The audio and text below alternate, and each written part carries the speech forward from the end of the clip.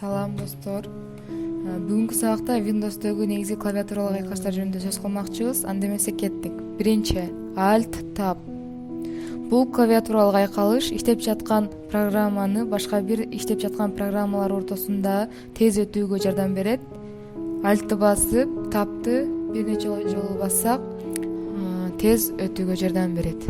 Мисалы, мага Movavi видеого кирүү керек болсо, аны тандап басып коем. Кээде биз рабочий столдон бизге бир программаны ачуу керек болсо же бир папканы ачуу керек болсо, аябай көп ачылган папкалар жана ошондой эле ачылган программалар көп болгондуктан алардын ар бирин свернуть этүү үчүн бизге көп убакыт керек болот.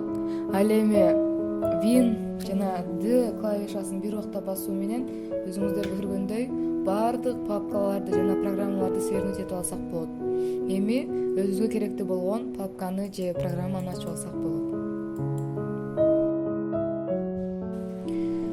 Ал эми диспетчер задачты чакырып алуу үчүн Ctrl, Shift, Escape баскычын бир убакта басуу менен биз диспетчер задачты чакырып алсак болот жана өзүбүз каалаган жумушту аткарсак болот. Жана ошондой эле төртүнчү болуп бул пускту чакырып алуу. Пускту жөн эле Win клавишасын басуу менен же болбосо Ctrl Escape клавишасынын жардамында чакырып алсак болот.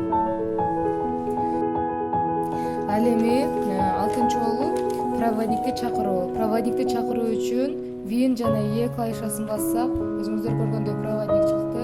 Эми өзүңүздөр каалаган жумушту аткарсаңыздар болот. Өзүңүздөр байкагандай, клавиатуралык айкалыштар бул биздин ишибизди тездетет жана жеңилдетет.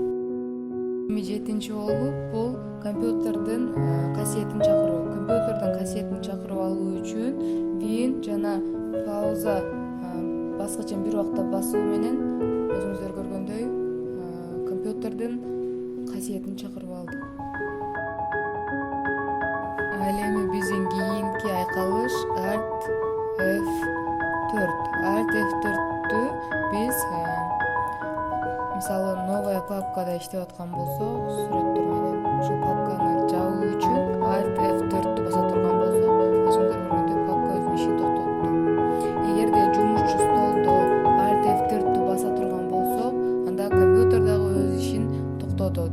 Ал эми кийинки биздин айкалыш бул Win жана цифралар. Панель задачта турган программалар жана папкаларды ачуу үчүн колдонсок болот. Мисалы, биринчиде биздин папка турат. Папканы чакыруу үчүн Win 1-ди бассак, мына папка чакырылды. Ал эми Bandicam чакырып көрөлү. Bandicam бизде 1, 2, 3, 4, 5, 6, 7-де турат. Win 7-ни бассак, өзүңүздөр көргөндөй Bandicamды чакырып берди.